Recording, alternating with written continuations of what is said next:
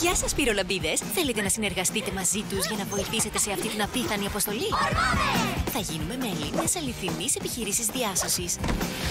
Και για να γίνει πιο διασκεδαστική, θα την κάνουμε σε αυτό το υπέροχο δάσος μέσα στη φύση. Κοιτάξτε, αυτοί οι αξιαγάπητοι λούτρινοι μονόκεροι έχουν παγιδευτεί πάνω στα δέντρα. Α, βλέπω έναν!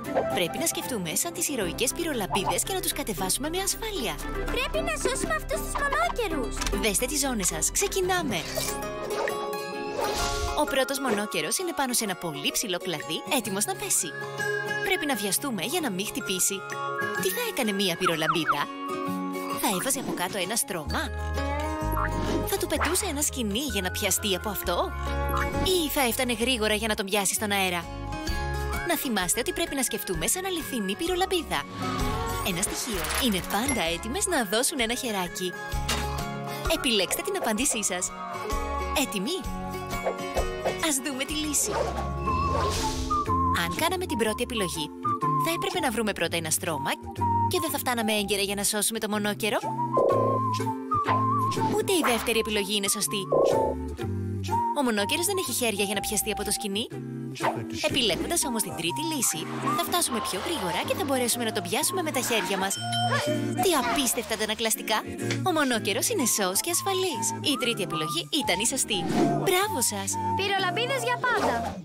Προσοχή, γιατί ο δεύτερος μονόκερος είναι στην κορυφή αυτού του δέντρου. Ναι, αλλά πώς το φτάνουμε? Φαίνεται αδύνατο να φτάσουμε εκεί. Θέλουμε σχέδιο. Πρέπει να χρησιμοποιήσουμε ένα εργαλείο που θα μας βοηθήσει να φτάσουμε εκεί πάνω και να τον κατεβάσουμε με ασφάλεια. Έχω μια καλή ιδέα. Ώρα να σκεφτούμε σαν πυρολαμπίδα.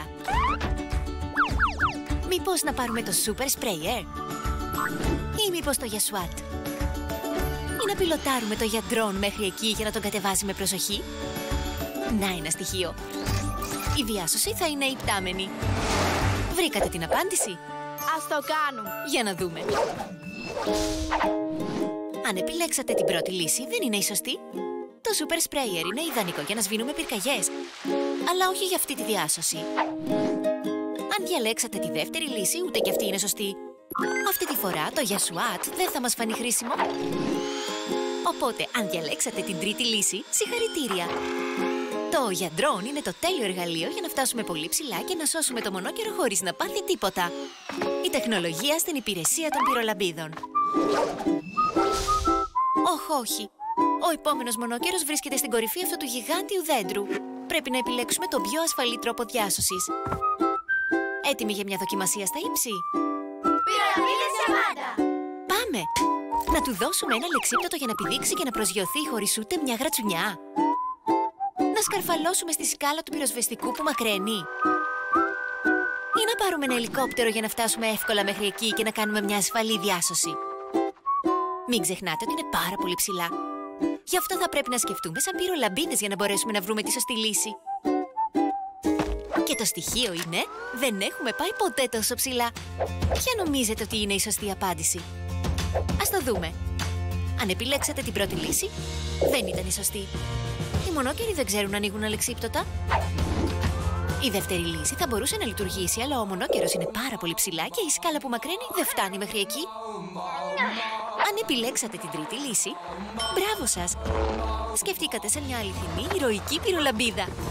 Ο πιο ασφαλής τρόπος να σώσουμε το μονόκερο είναι με ελικόπτερο. Wow, πολύ καλό! Μα τι είναι αυτό?